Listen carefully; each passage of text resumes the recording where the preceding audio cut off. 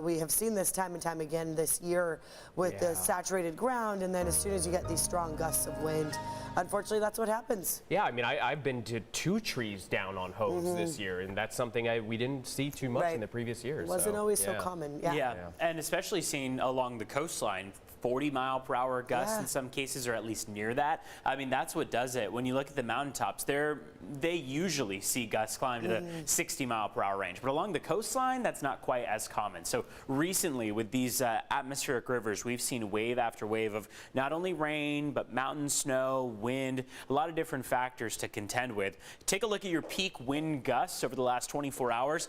We've seen that off toward East County, of course, those 50 and 60-mile-per-hour winds have been commonplace, but Coronado, for example, 36 miles per hour out there for yesterday afternoon. We're still going to hold on to a breeze this morning and into the afternoon. It looks like we're going to be down to the 20 to 30 mile per hour range. So sure, we're not meeting criteria for a wind advisory or a high wind warning that we had yesterday. Those both expired, but it's still going to be chilly and breezy for the day. We at least, though, are going to be moving toward dry weather. Now, dry weather is something to celebrate, but you also have to keep in mind that we're slowly segueing away from the colder, rainy weather toward drier, warmer, sunny skies.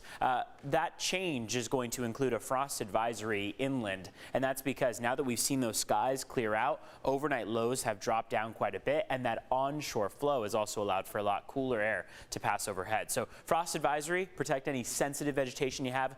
8 a.m. is when that expires. High surf advisory remains through 11 a.m. today. 4 to 7 foot waves, sets of 10-foot waves possible. That live look outside of the nearly full moon, it'll be full tomorrow, but still letting in a lot of that moonlight as we look off toward the coastline to start off the day. Temperatures this afternoon are going to be very similar to yesterday along the coast and inland, but we're going to have a lot more sunshine in the forecast. Across the mountains and deserts, we're warming by about 4 to 5 degrees. And then we really see the more notable warm up throughout the next 6-7 days. So take a look at now through Easter itself. I mean, we've got upper 60s, maybe even some low 70s along the coastline, some upper 70s inland by the time we get to Sunday and Monday. Question on hand is whether or not this will last. Right now, models are in disagreement as to whether or not we'll hold on to the warmth. It does seem like we'll get at least a minor cool down going into the middle of next week, but that's still far out, so enjoy the fantastic weekend that we're going to have on hand. And today through the end of the week, we're also enjoying that gradual, slow and steady warm up.